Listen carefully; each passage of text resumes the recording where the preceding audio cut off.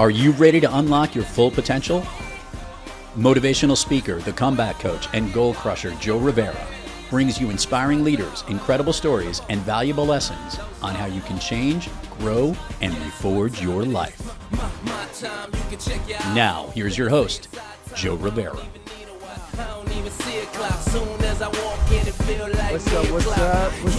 What's up? What's going on, everybody? Welcome to the Reforge Your Life Show. I'm your host, Joe Rivera, and here at the Reforge Your Life Show, we love to show you that the comeback is more than possible. And today, I'm super excited about the guest I'm bringing onto the show. She's the founder of Entrepreneurs Rocket Fuel, and she's also the co-host and co-founder of Speakers Playhouse. Kimberly Crow, welcome to the show. Hey, Joe, super glad to be here. Love your energy. Love your show. I love your energy too, girl. I couldn't wait to get this one going. I knew you were going to bring the energy, and I know your story, but the audience doesn't know it. And there's no way that I'm qualified enough to say it as good as you can. So I'd love for you to share your story with the audience, let them know a little bit more about you. Absolutely. So I am an international inspirational public speaker. I've had the privilege of speaking on over 5,000 stages, including TEDx in Las Vegas. And I'm all about helping entrepreneurs grab a mic and share their story with the world, whether that's on a podcast, radio show, TV show, web summit, webinar, or a real live in-person stage. And I wasn't always an entrepreneur. I actually did what probably a lot of your audience did. I went to school, I went to college, got a degree, and then got a good job with health insurance, started climbing the corporate ladder, and I was worked at a place for 17 years. The first 15 were good, and the last 2, not so much. I realized I was I was climbing a ladder I didn't even want to be on.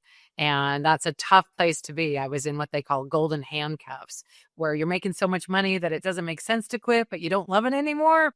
So it took me about 2 years to officially resign. I resigned a couple of times. They kept hiring me back in new positions. And finally, we just parted as friends. I left on great terms, but I decided to start my own thing. And there were a couple of fits and starts in there, but I realized what I'm really good at, what I'm passionate about, and what I can help the world with in my little space, which is helping people take the mic and share their message, just like you're making that happen for a bunch of people on this podcast as well. Yeah, man, it's amazing to be in that purpose-filled space. But I'm curious to know, what was it like before being in that purpose-filled space, when you were going through the transition and being in a place where you knew it wasn't purpose? Yeah, actually, there was a long stretch of time in there when I remember being at my desk. It was a big office, and it was, had a window. It was beautiful, and I was well liked by my employees and management, and I was an executive director at a Fortune 1000 company. I was doing really well, but I was there at 10 o'clock at night. My kids were at home. They were already in bed, and I was literally sobbing at my desk, praying to the Almighty, get me out of here. Show me some way where I don't have to keep doing this. I just don't love it anymore. It's not fun. And I was successful eventually at leaving. And again, we did leave on good terms. It was a good experience, and it was great to start my career. But the transition wasn't easy either. When I left, I was fortunate enough to have had some side hustles on the side, so I knew what entrepreneurship was about. My family was in entrepreneurship. My dad was an entrepreneur, and I knew a lot about it. And I decided that I would do that full time. And I went to my friends and family and said, what do you think I should do for a full-time gig and as an entrepreneur? And they said, well, you were so good at what you did at corporate. Why don't you do that? And I was in the staffing world. I was in professional staffing, and worked with engineers and designers and programmers and high-end folks. And I thought, yeah, I've got all the contacts. I know how to write contracts. I know how to, build a business. I know how to hire and place people. So sure, I'll do that. And I started a business. And my goal was, I think everybody's goal, to get to $1 million in revenue, right? I think that's a very common goal out there. Like, oh, I will have made it if I get it to $1 million. And I did in about 18 months. And I looked back and I was like, wait, I spent 2 years trying to get out of this business, and now I've just solidified myself in this business. I now do the exact same thing I was trying to get out of. And Joe, I had not built golden handcuffs for myself. I built a golden jail cell because it was profitable, but I didn't love it. It was not fun. It was the same old, same old. And I literally, between you and me, I literally did not want, she was great at staffing on my tombstone. Like I was pretty sure there was something else I could do. And I was like, okay, well, I gotta start fresh. And I left work in the hands of one of my employees. And I said, hey, I'm not coming in for a while. I don't know when I'll be back. And I had what they call a spiritual awakening / breakdown. It was that one. It wasn't pretty. It wasn't pretty. And I went to locally, we had a mountain that was called Iron Mountain, and I hiked to the top of the mountain. Like there would be some guru at the top with a turban telling me what to do. And that was not the case. And what actually was the case is when I went back down from that hike, I came into my house defeated, and it was summertime. And I went to my son and I said, I walked in the door, and my son met me and he said, Mom, I've got a problem. I need to talk out with you. And I was like, great, somebody else's problem to focus on. And I don't know if you have kids, but if you have kids, like focusing on anybody, their problems are much easier than facing your own, much easier.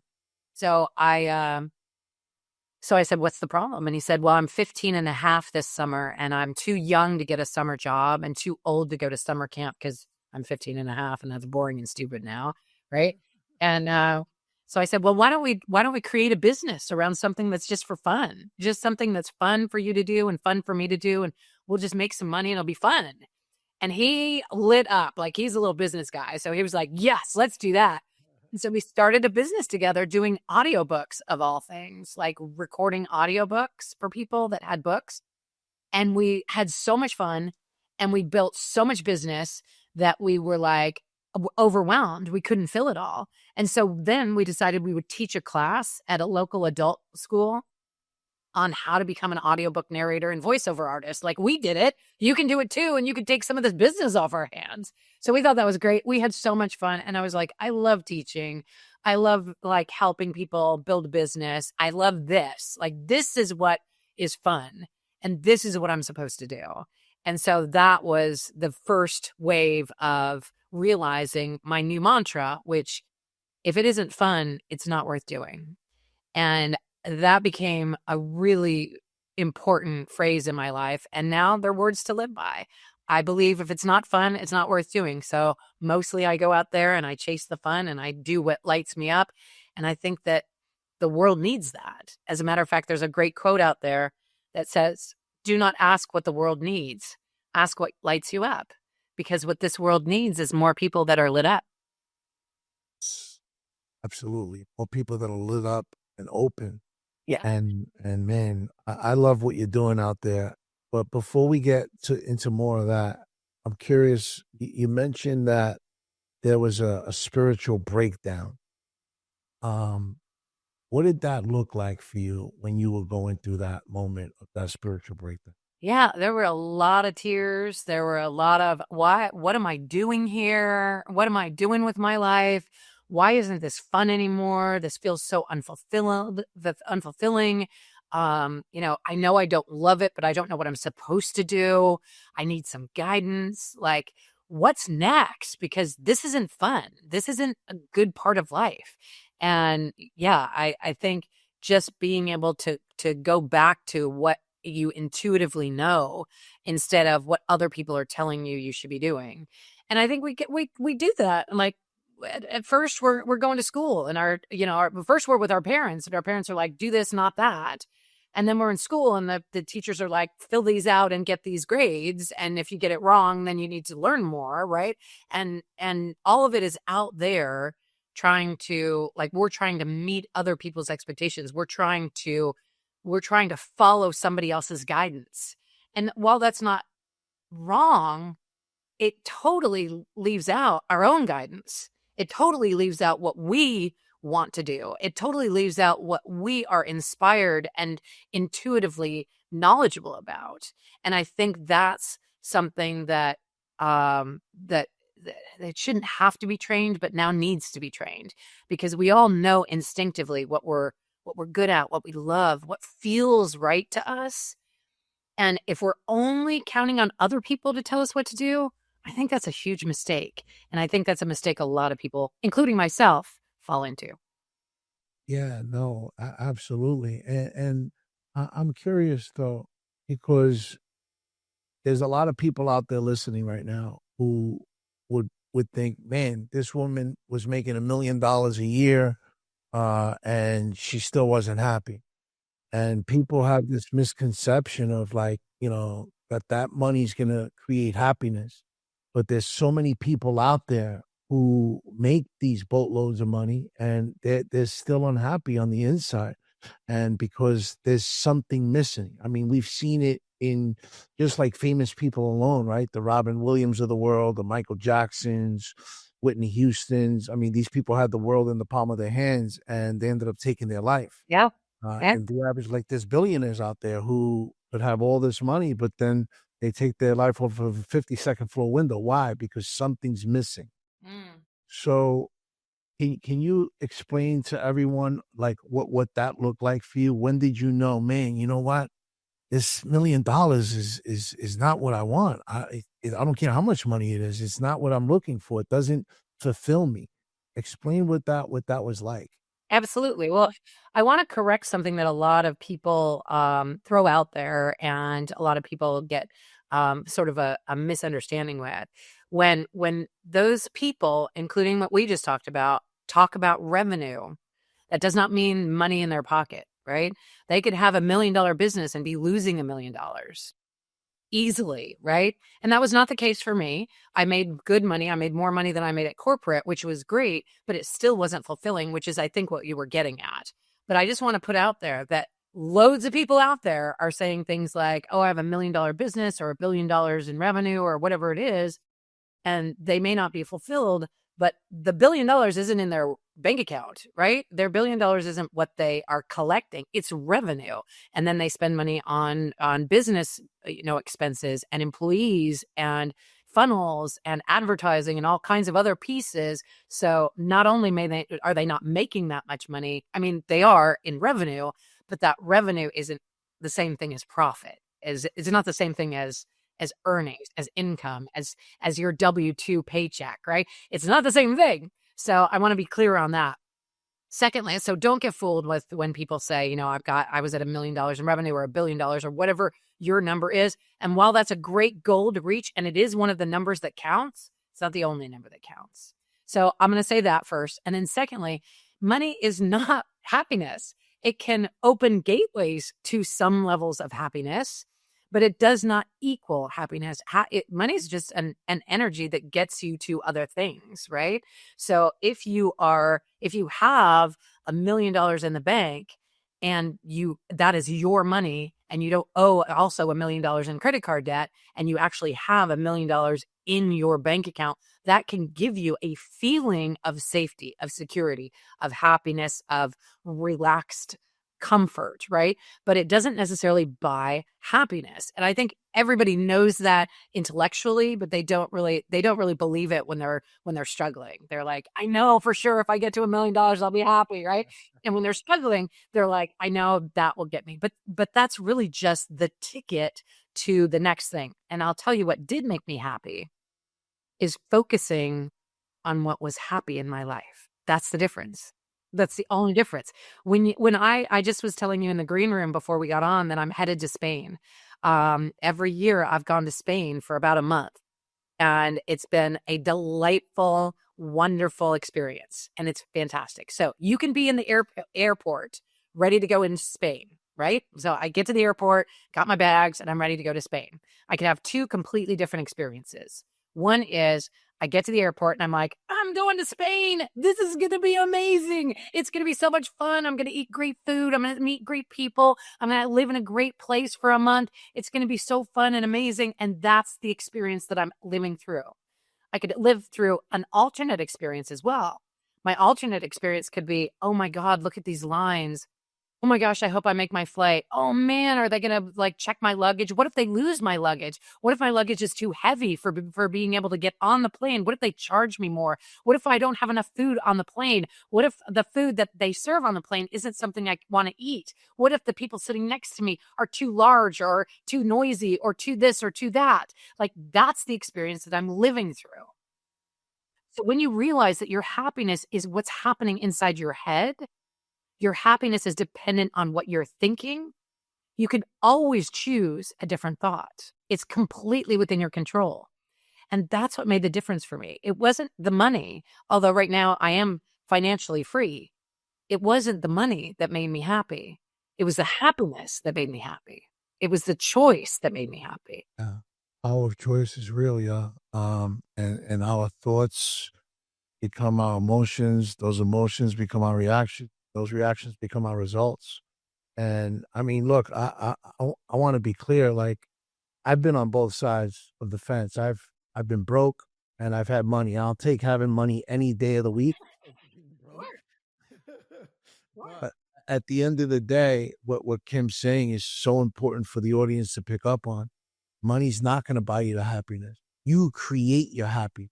You generate that emotion, that feeling that you want of joy, of happiness, of abundance in your life. And it comes from within, not something on the outside, not something materialistic. So money is going to be your tool to be able to create the life that you want to create. But on the inside, man, you create that happiness, you create that fulfillment, and it's an inside job. Beautiful.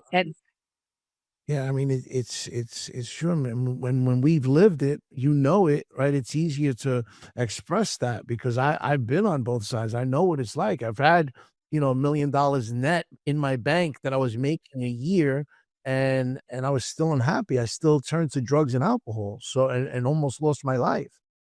So I mean, it's important for people out there to realize that, man, you gotta create your happiness. You gotta create what you want your life to look like, because if you allow, the world to create it for you, you're gonna be unhappy. I agree completely. And I think that it's really just your focus and your happiness is based on your intuition. What makes you happy is different from what makes other people happy. A case in point, if you're an extrovert or an introvert, what makes you happy are two totally different things, right? If you're an extrovert, talking to a lot of people or going to a networking event or, like being out there on the mic and being in front of a bunch of people could be amazing for you. And it could be very, very intimidating and uncomfortable for an introvert, or somebody who likes getting on stage could be like, this is where I live. This is my happy place. And other people are like, I would literally rather die than get on the microphone or be on stage, right? So what makes you happy is unique to you, and you need to honor and trust that. And of course, you're going to expand your horizons. You're not going to stay stuck in a box one way or another, but know what makes you happy and realize that that's the right answer for you, and it's okay. And focus on what you love and focus on the things that light you up rather than the things that drag you down. And that can be as much as scrolling on the internet and, doing this and watching news that makes you feel horrible, or, whatever it is that you're doing that's giving you the reaction of, gosh, I feel bad today, or I feel sad today. Do anything else, right? Anything else other than that. Because if you can get into the space where you are happy, that's very powerful. Now, a lot of people will go to gratitude. Love that, right? Like, I'm grateful for this and I'm grateful for that. I'm grateful for my kids and I'm grateful for my lifestyle and I'm grateful. Yes, all of that's true. But I actually have a little tweak that might help some folks out there that are trying the happiness thing or the gratitude thing and it's not working for them. Gratitude actually has an element of potential loss in it. Like, I'm grateful for my good health has this little tiny piece of, yeah, I'm grateful for my health now, but what if I don't have it in the future, right? Like, it's got this little tiny piece of what if there's lack there in the future? So I instead say, appreciate. Like, I appreciate my health. I appreciate my kids. I appreciate my lifestyle. And when you say appreciate, it has less of that fear of loss baked into it. So just a little 2 cents on that. If you're using gratitude, first off, great job. And if you're using gratitude and you want a little extra boost on it, try appreciate. I like the appreciate twist to that. Makes sense. That's a good one. So curious, when you went through this transition and these challenges that you went through, what were some of the limited beliefs that you had to crack through, and what was the new belief system that you were able to create for yourself? Because I believe that these limited beliefs, first you got to own them, and then you got to reframe them and build that new belief system. So what did that look like for you? Big one was I've done this I've done this for so many years and I'm good at it. What else could I be good at? This is the thing that I'm good at. This is the thing I've spent all of these years getting better at. So who am I to start fresh? Who am I to throw all this away? And the other ones are like there are people who would love to be in the position that I was in. Like that's their dream job. And here I am, super unhappy, throwing it away. I'm not grateful for what I have. So who am I to throw all this away? Those were all kinds of going up in my head. I can't do anything else. I'm not qualified to do anything else. Who's going to hire me to do something else when this is all I've done for so many years? This is what my resume looks like. Why would they hire me to do some other job when they're like, oh, she just does that? Those were all up in my head about, I can't. And when you hear yourself saying, I can't, that's a big red flag, right? That I can't do this. I don't have the capacity to do this anymore. When really we are unlimited beings. We can do anything that we want. And some people will say, well, Kimberly, you're at a certain age. You wanted to have children. If I always wanted to have children, if they don't. And they're like, now I can never have children. Not necessarily. There's all kinds of ways that you can be a parent figure to other humans, right? That you can take on that role. How many of us have a father figure that's not our father, or a mother figure that's not our mother, right? And how many adoptions are there, and how many marriages to people that already have children are there? So there's many, many ways that you can do the impossible and have it actually be possible. So realizing that the limiting beliefs are all in here, like it's all happening in here. It's not happening out there. And then stepping forward into what would it look like if? All right. So what would it look like if I was a successful entrepreneur that had nothing to do with staffing? What would it look like if I could change the way that I interacted and use some of the skills that I learned in staffing in a completely different realm that made me happy? What would it look like if I went to work every day, super pumped to see what was next? What would it look like if I, finished the day at 10 o'clock at night, loving every minute of it? What would that feel like? Or what would it look like if I took a month off and went to Spain? What would that look like? Right. So imagining the possibilities and not saying, but I can't, but that's not possible for me. But that happens to other people, but it doesn't happen for me. And stepping away from that, saying like, what would it look like? I think a lot of us get stuck in this one place that's, I call it the how hole. The how, right? We call it the how hole. Like, don't get stuck in the how hole. If I know that I want to go to Spain and I want to live there for a month, and then my brain goes, but how can I do that? And how would that be possible? And how would I afford it? And how would I find somebody to go with? And now you're stuck. Well, now you're in trouble. But our brains are problem-solving machines. So instead of saying, how can I do that? You just say, I would love to do that. I can picture myself doing that. That would be so fun to do that. And then your brain starts solving problems. Like, okay, well, what if you did this? And what if you did that? And oh, here's somebody to meet. And oh, did you think about this? Like, your brain's already doing the work for you if you don't shut it down with I can't or getting stuck in a how hole. Oh, I love the how. I love it. I love it. And I love, the can't, you got to remove the T from that word and just remove the word completely from your vocabulary and just turn it into can. But the how hole, man, is so. I never heard someone use that terminology before, because I listen. I believe that, and from all the entrepreneurs I've come across in my life and business leaders, one thing I think that we all have in common, the successful ones, are that we remove that how from any equation and we continue to just move forward and Mhm. worry about the how. Leave the how for later. You're going to figure it out. Just know that you're going to figure it out, especially if it's something that you're meant to do and it's purposeful in your life. The how is just an illusion. I love that. Love I that. couldn't agree more. I couldn't agree more. And no matter where you are in this, in your journey, for me, it was a spiritual journey. I really believe in that. I was raised in a Christian religion, but that doesn't matter. It's just like there's a universe, a God, a faith, a spirit, angels, whatever you believe in.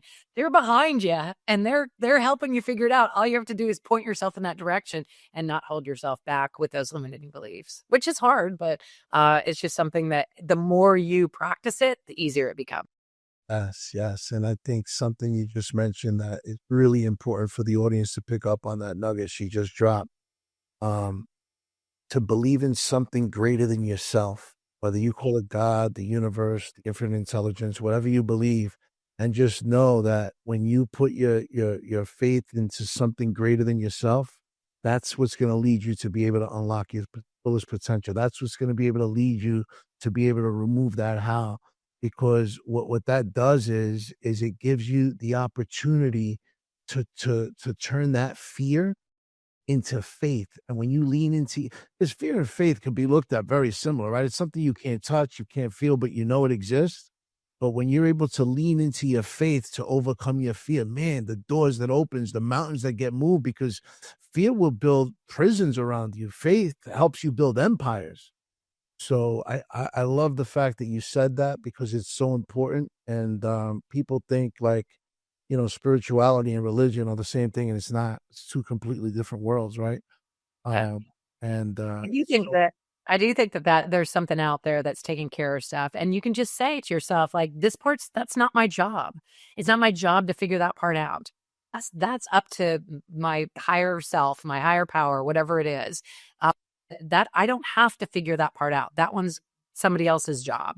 And just like one of my favorite people in the universe and on the world right now is a lady by the name of Esther Hicks, who channels an entity called Abraham, and she will say to the audience, she channels to a large audience, and she'll say, you know, the planets are all spinning in perfect proximity to each other.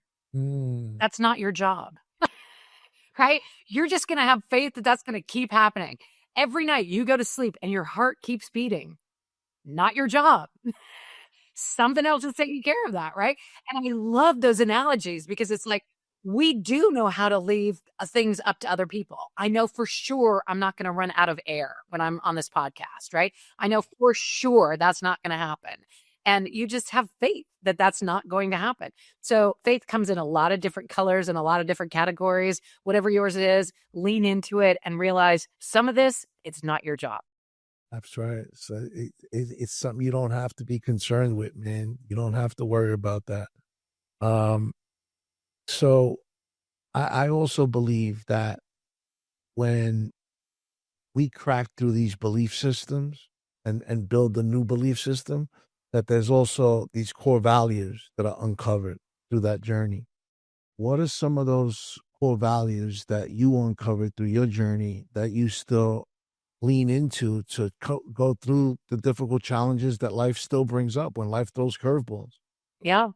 A lot of people talk about purpose, and I struggled with that one for a really long time because I thought, people have this thing about saying, "This is my purpose in life," and I think I honor that if you really know, like if you're Mother Teresa and you know what your purpose is your whole life, that's awesome. But some of us are like, well, was that your purpose when you were 4.5? And is that going to be your purpose when you're 96? Or is it just your purpose for like right now today? So when you talk about it like a life purpose, that can be a little daunting. So I struggled with that for a really long time. And then I talked to a spiritual guide, And in talking with them, a human, and in talking with them, I said, I really struggle with this. And they said, what if your purpose was to have experiences on behalf of the universe? And I was like, oh, that would be cool. And they said, yeah, in that case, you are always on purpose 100% of the time. Because no matter what experience you're having, I don't care if your tire's flat or you're going to Spain, you're having an experience on behalf of the universe. And the universe wouldn't have that experience if you didn't have it. And I thought that's fascinating. And I love that. So one of my values is to be open to the possibility that there's more out there. One of my values is freedom. I love financial freedom, location freedom, time freedom. One of my values is my time is the most valuable asset I have, and I'm going to spend it doing what I love, not what I hate. And one of my values is I'm here for joy. Life is supposed to be fun. Sure is. Sure is. And you're a person of joy. I mean, I love being around you and your energy. So I'm not surprised if that's one of the core values there. And you mentioned something about purpose that I think it's important also for the audience to pick up on, right? Like, cause you're right. Purpose can be daunting to people, right? It's like, man, life's purpose. I don't know, man. I don't know what I'm meant to be here for. But I believe that in different seasons of our life, there could be different purposes that come up that serve us for that moment in our life that we could utilize in the next season of our life when the other purpose comes up. Yes. So, I think it's important for people to pick up on that. And I'm glad you mentioned. Speaking of purpose, there's a few questions that I ask all my guests. And one of them is, what does the word purpose mean to you? Yeah, I think we talked about that. It's just basically what are you on purpose doing? What is the thing that you're doing on purpose? We do so many things by default. I sit in front of the television at the end of the night and sometimes scroll through channels, right? Or, watch a Netflix series, or, like I'm eating without thinking about what I'm eating. What are we doing on purpose? What are we doing intentionally? So I think purpose and intention have a lot to do with each other.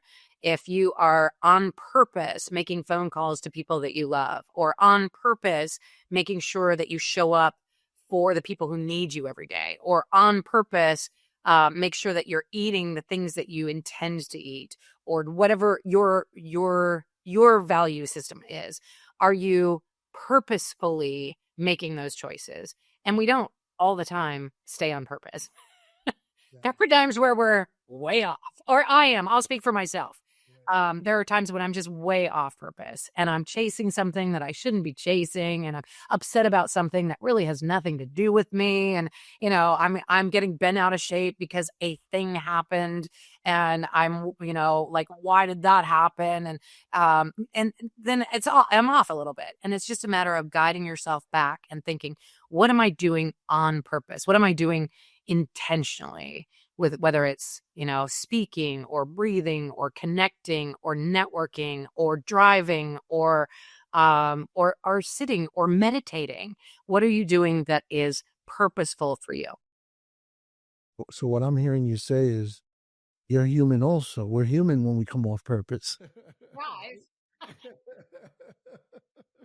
Man, so you have the same issue I do. We eat without thinking sometimes, right? Of course. I tease and I say, if you're listening to me because you think I'm perfect and I have all the answers, you're in for a fall, man. Like, I'm as human as you all are, right? I really believe that. And I think people who show up differently, that they've got it all together and they've got it all right, they're just hiding because we know they're human. As a matter of fact, if you're an entrepreneur and you show up as perfect in the world, one of two bad things is going to happen. The first bad thing is if I show up as perfect and I try to tell people that it's easy to get on stage and speak your truth, then people that don't feel like that will be like, well, Kimberly can do it because she's perfect, but I can't do that because I'm not Kimberly. That's a bad thing because now I don't have those people with me. They've just checked out. And the other bad thing is the people who are on to me and they're like, she's showing up as perfect, but I know she's human and she can't be. So she's full of baloney and I don't want to follow her anyway. So that's the second thing that can happen that's bad, right? Absolutely. Absolutely. Kim, I'd love for you to share with the audience where they could find you and what you got going on right now. Yeah, awesome. So I have an event called Speakers Playhouse. It's virtual and it happens every single week on Thursdays from 10:30 a.m. to noon. You can find it at speakersplayhouse.com. It's free, it's fun, it's on Zoom. You can do it in your yoga pants. Yes. Speakers Playhouse is one of my most fun times of the week, so I highly suggest you guys check it out. Awesome. And Kim, when you hear the word reforge, what comes to mind? I think we're all relaunching, rebuilding, and reforging our life. When you are rebuilding and relaunching, you are figuring new stuff out. Or if you're relaunching, you're like, okay, we're gonna go. If you're rebuilding, you like something broke down or you broke it. Destruction is part of life, right? It's part of the things that need to happen. So now you're rebuilding. But when you're reforging, that's powerful. That's like I already launched, I already rebuilt, and now I'm solidifying it a little bit more. So I'm putting it into the fiery forge to make it real and lasting. Uh, that's so there's somebody out there right now, Kim, who's looking to reforge their life, whether it be in their business, their finances, their marriage, their health, one of those domains in life, but they don't have the whereabouts, the know-hows, the tools to be able to reforge their life. What's one piece of advice you could give them to help them reforge their life? Well, I would say focus on what you can appreciate about your existing life. Believe your gut when it tells you you want to do something specific, and get out of the how hole. Don't worry about the how. Trust the higher powers in your life that they've got your back and they've got a lot of it covered. You just need to focus where you want to go, and life will take you there. Right. Right. Trust the process. Trust that gut, man. So important. What's one thing that the audience doesn't know about Kimberly Crow that you enjoy doing for fun? Oh, wow. All kinds of things I enjoy doing for fun. I have hiked across Spain with a backpack on my back, and my 2 adult children went with me. We walked 832 kilometers across the top of Spain it's called the Camino del Santiago. It's a pilgrimage that people can do, and you can do it whether you're spiritually awakened or not. No matter what religion you are, you can do it as a spiritual journey for your own spirit. And my children and I did it. Neither one of my children are particularly spiritual in nature. They don't identify that way. But at the end of 830 kilometers plus, you have a spiritual experience one way or the other. Yes. Yeah. So how long is that in miles? It's about 500 plus miles. Sheesh. How long did that take you to do? We did it in 39 days. We actually said that because we stayed the night in Santiago at the end. So we said we would tease and we would say it was a journey of 40 days and 40 nights. Anything else ring a bell with 40 days and 40 nights for anyone? Yeah, that's good. That's good, man. That's some good exercise right there, girl. Yeah, it was about 20 to 25, sometimes 40 kilometers in a day, which is just insane. That's unbelievable. Awesome, awesome, awesome. Well, Kim, thank you so much for coming through. I knew you were going to bring the energy, the knowledge, the joy, and all of that, man. And you brought that and even more. So I'm really, really grateful for you coming. I appreciate you coming in. Well said, Joe. I appreciate you as well. Thank you so much for having me. Love to you and your audience. I love what you're doing out there and helping other people bring their message out to your audience. And I don't know if you know this, but if you give an entrepreneur or a coach or a speaker a chance to share their message with your audience, you go straight to heaven. It's true. I looked it up. I love it. I love it. Thank you again. And to the audience out there, the viewers, people watching it on YouTube or listening to it on Spotify, Apple, however you're viewing this and checking it out. I really appreciate y'all. And I'm going to ask y'all the same thing I always do. Don't forget to LFSS, like, follow, subscribe, and most importantly, share the episode, because there's somebody out there right now who's looking to reforge their life, whether it's in their business, their finances, their health, their relationships, and they don't have the know-hows. They don't have the tools. And sharing this episode or past episodes can help save them. And but don't forget to share it and stay productive, stay profitable, stay purposeful, and stay blessed. Yeah.